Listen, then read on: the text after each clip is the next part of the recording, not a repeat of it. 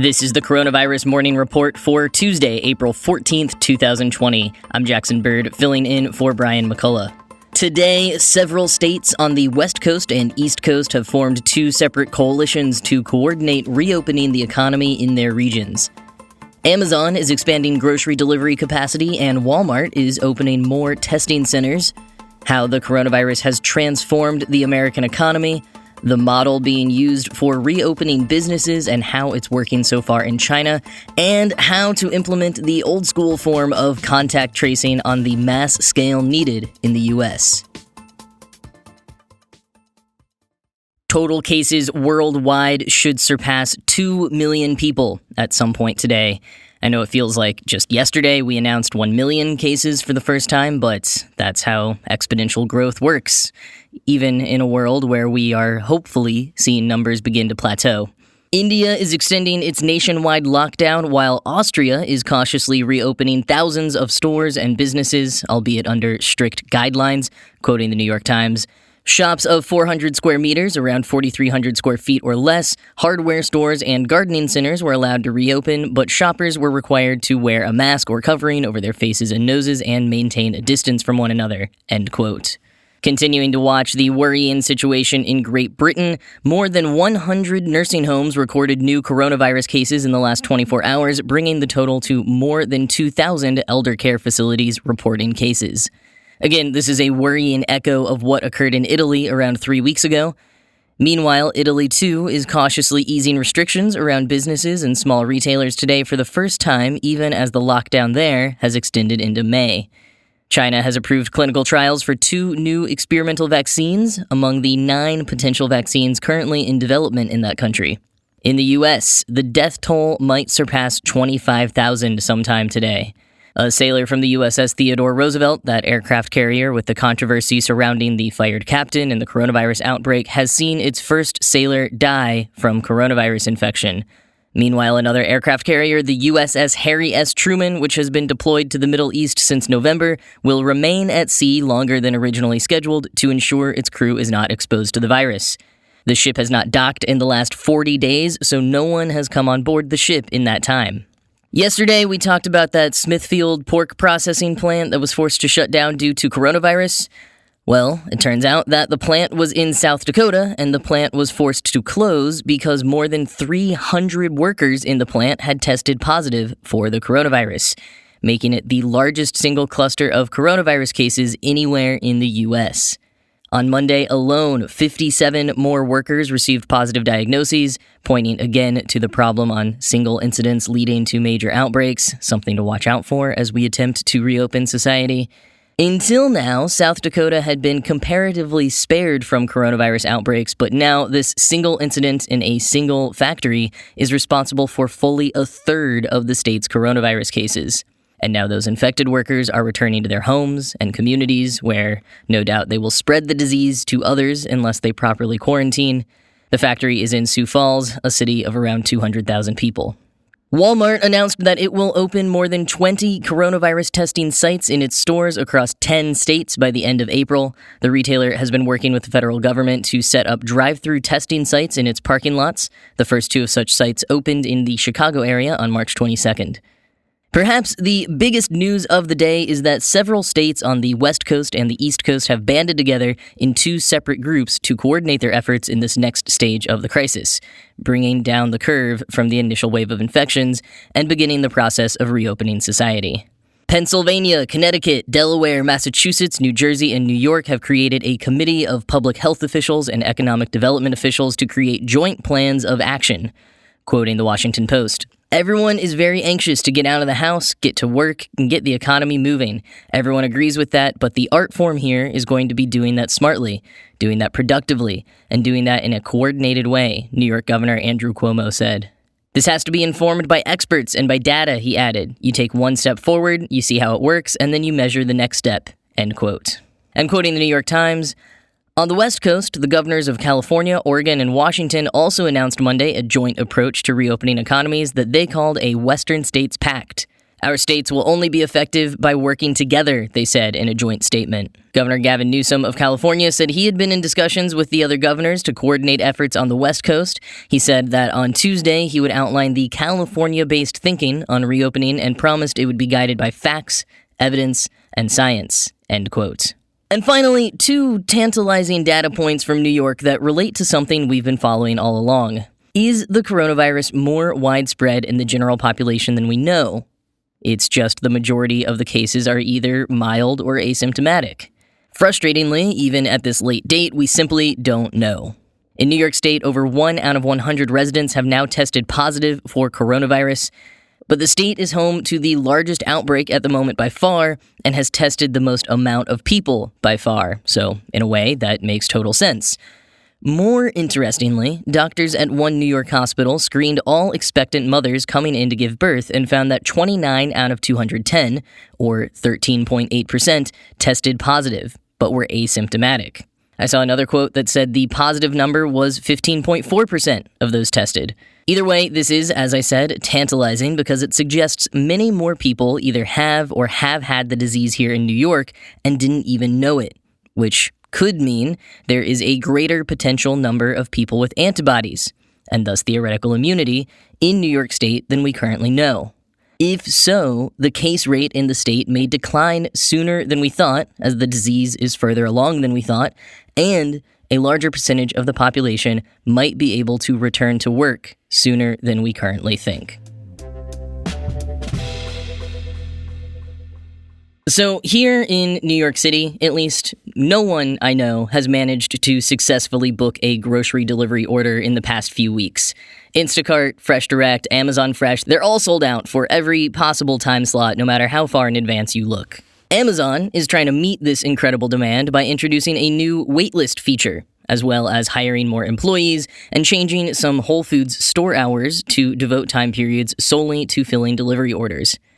In a blog post, Amazon said, quote, "The waitlist feature will give delivery customers a virtual place in line and will allow us to distribute the delivery windows on a first-come, first-served basis," end quote. They note, however, that it will still be difficult to find a delivery window, so they are also working on increasing capacity. Since March 16th, Amazon has hired 100,000 people and just announced they intend to hire 75,000 more. Quoting The Verge, Amazon also said that it expects to spend $500 million instead of the $350 million originally stated on pay increases for the employees putting themselves at risk to get food and other essential items out to millions of people, end quote. So maybe one day we will eventually be able to get groceries delivered again. In the meantime, I will continue working on my stock of beans and pasta. We all know from our own lives how the pandemic is affecting our wallets. We're spending more on some things, perhaps, and not at all on others. Overall, as a nation, Luke Tilley, the chief economist at Wilmington Trust, says, quote, "This is the sharpest decline in consumer spending that we have ever seen." To illustrate that decline and a few places where sales are up, the New York Times analyzed data from Earnest Research of the credit and debit card purchases from nearly 6 million people in the U.S. over the last few weeks as compared to the same time periods last year. The New York Times also made interactive graphs to go along with the report, which are pretty fascinating, so I recommend checking it out on their site, link in the show notes. But here are a few highlights. The week of March 11th, grocery sales were up 79% as compared to 2019. They've slowed substantially since then, but online grocers, meal kit subscriptions, and alcohol sales remain way up. Sales in the travel sector, including airfare, lodging, cruises, and rental cars, is down 85% from last year.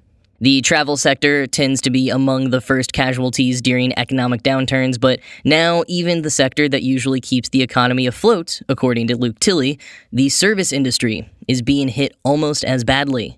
From fine dining to fast food, restaurant sales are down as much as 75%.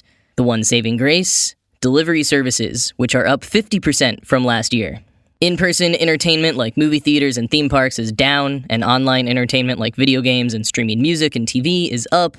Not surprising, but the one surprise, to me at least in entertainment, is that a category the report called Internet Services, which included companies like Zoom, Dropbox, and Adobe, is down by just a hair. I would have expected subscriptions to those types of services to be on the rise, but I suppose it could be a combination of the trend of companies waiving premium subscription fees for the time being and maybe people cutting back on unnecessary subscriptions following job losses. Non-online shopping is down substantially across the board, as is transportation, from gas to mass transit to scooter shares, all fairly expected. Slightly surprisingly, though, health spending is also down. That includes things like fitness and beauty, but also lab tests and even health insurance.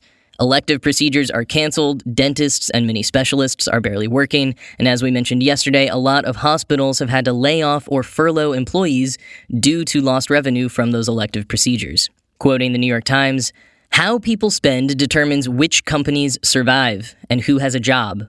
In recent weeks, more than 16 million workers in the country have filed for unemployment, and with no end to the outbreak in sight, consumer spending is likely to be fundamentally different for many months to come." End quote. As nations around the world make plans for reopening society for business, we can look to places where the threat of the virus has subsided for an indication of how reopening businesses might actually pan out. The standard most companies will be using to reopen is the hierarchy of controls, which is often represented as an inverted pyramid outlining the methods for controlling exposures to occupational hazards. At the top, or most effective, is eliminating the hazard, followed by substituting the hazard, using engineering controls to isolate people from the hazard, using administrative controls, changing the way people work, and finally, least effective, using personal protective equipment. Susan Arnold, an associate professor at the University of Minnesota's School of Public Health, told The Washington Post that eliminating the hazard, the most effective solution on the hierarchy of controls, is, quote, easy if the risk is a toxic chemical or dangerous machine, but not currently possible for the virus. When we have a vaccine that's widely available and accessible, then we will be in the position to eliminate that hazard from the workplace.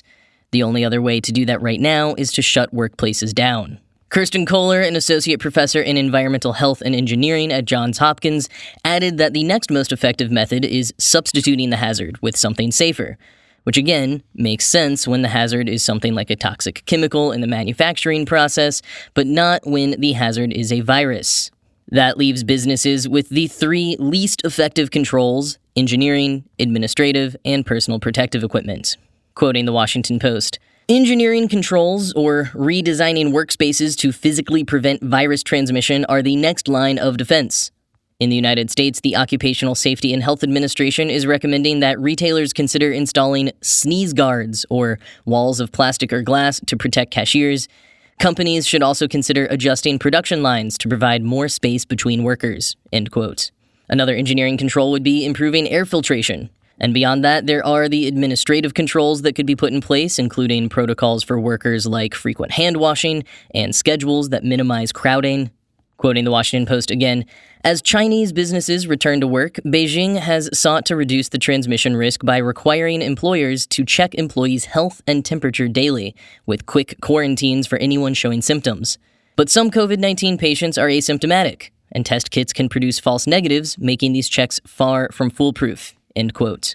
ByteDance, TikTok's parent company, recently reopened its Wuhan office on an A-B schedule, so teams come into the office on alternate days. Some Chinese factories have also put up dividers on cafeteria tables and placed disinfectant-soaked mats in entryways. Other companies like Foxconn have started producing their own masks to make sure they have a regular supply for their assembly line workers. Susan Arnold has advice for any workers headed back to work, or I suppose for those who just never stopped working. Quote, "Just be mentally thinking that any of my coworkers could still be potentially a source of exposure. Anything I touch could potentially be a source of exposure." End quote. In other words, the threat will always linger until we have a vaccine. These measures being implemented in China and likely followed by other nations as the time comes are more preventative and hopeful than foolproof.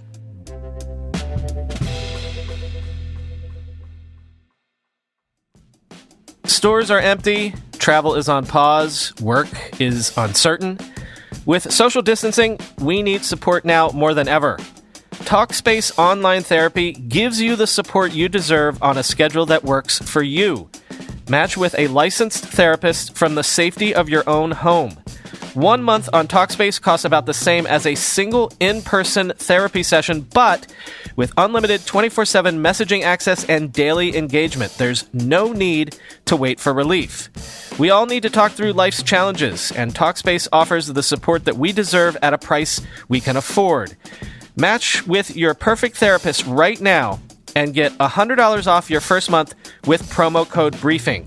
You can get that by signing up at Talkspace.com or downloading the Talkspace app. Don't forget to use promo code BRIEFING, BRIEFING, for $100 off your first month with Talkspace. Being stuck at home these days, you're probably not thinking too much about internet privacy because you're on your own home network. Fire up incognito mode on your browser and no one can see what you're doing, right? Wrong. Even in incognito mode, your online activity can still be traced. Even if you clear your browsing history, your internet service provider can still see every single website you've ever visited. That's why even when I'm at home, I never go online without using ExpressVPN. ExpressVPN makes sure your internet service provider can't see what sites you visit. Instead, your internet connection is rerouted through ExpressVPN's secure servers. Each ExpressVPN server has an IP address that's shared among thousands of users. That means everything you do is anonymized and can't be traced back to you. ExpressVPN is the fastest and most trusted VPN on the market. It's rated number 1 by CNET, Wired, The Verge, and countless others.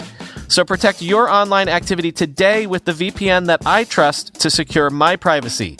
Visit my special link at expressvpn.com/report, and you can get an extra 3 months free on a 1-year package.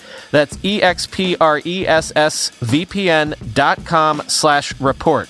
expressvpn.com/report to learn more. Beyond just reopening businesses again, when it comes to reopening all of society, it will require, as we keep saying on this podcast, relentless, widespread testing and contact tracing. Yesterday, Brian did a deep dive on Apple and Google's proposed collaboration on a Bluetooth-based contact tracing system.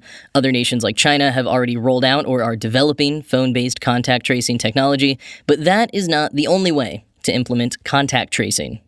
Quoting stats, Boston-based Partners in Health has trained 12,000 community health workers in countries like Malawi, Mexico, and Rwanda, and now it will help train a battalion of workers in Massachusetts to interview everyone diagnosed with COVID-19 and find other people who may have been infected by them. This old-fashioned shoe leather public health approach contained the SARS outbreak in 2003 and 2004, and public health experts agree it will be vital to eventual control of the new disease. End quote. Tom Frieden, a former director of the Centers for Disease Control and Prevention, told Stat, quote, "The concept is, once you get down to a manageable number of cases and scale up the public health system, then you will be able to pounce on any case or cluster to proactively identify cases, identify contacts, and follow up on those contacts. And when you get those things done, you can prevent the clusters from becoming outbreaks, prevent outbreaks from becoming epidemics, and prevent the epidemics from driving us into our homes again." End quote.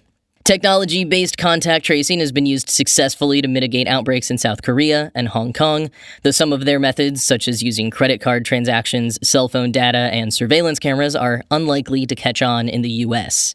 The traditional version, however, of public health officials calling every individual a patient came into contact with has already been happening in various capacities in the U.S. throughout the pandemic, though it was de-emphasized as more stringent social distancing protocols were put into place.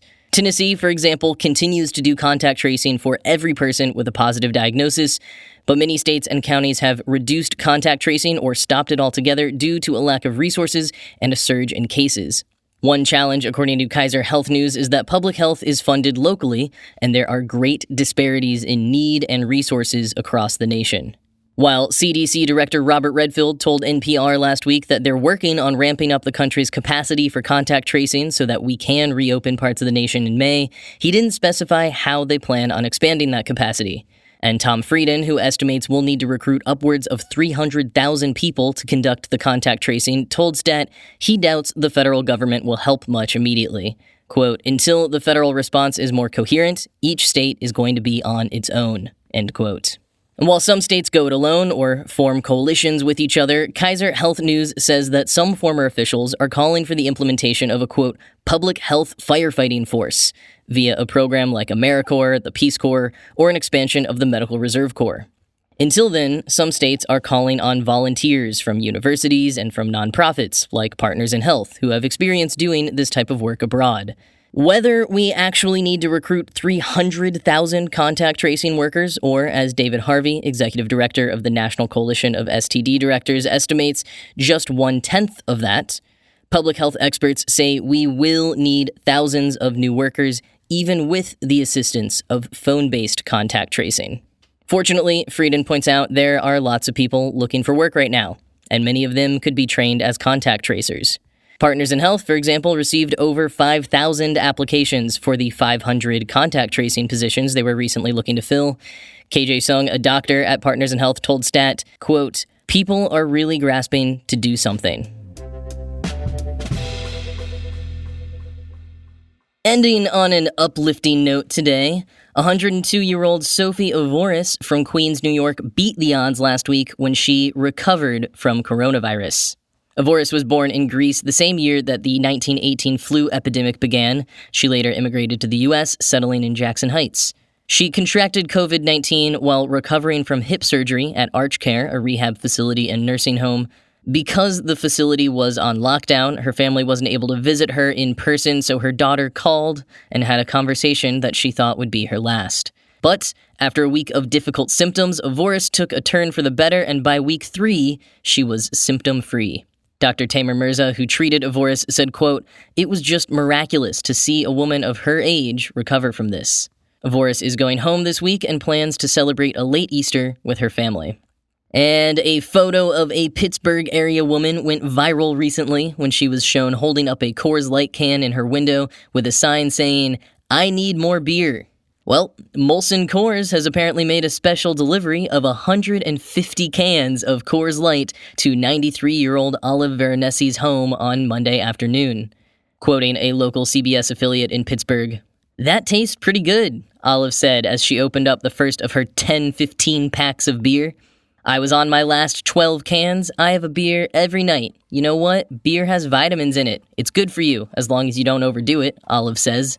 Veronesi has been staying at home to help flatten the curve and keep everyone and herself safe during the coronavirus pandemic. Representatives from Molson Coors paid Olive a special visit, dropping off the beer.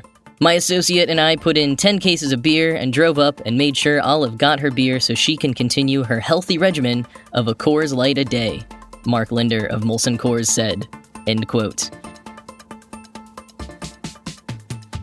That is all for today. As always, this show was produced by Ride Home Media. Brian will be back tomorrow. Be well.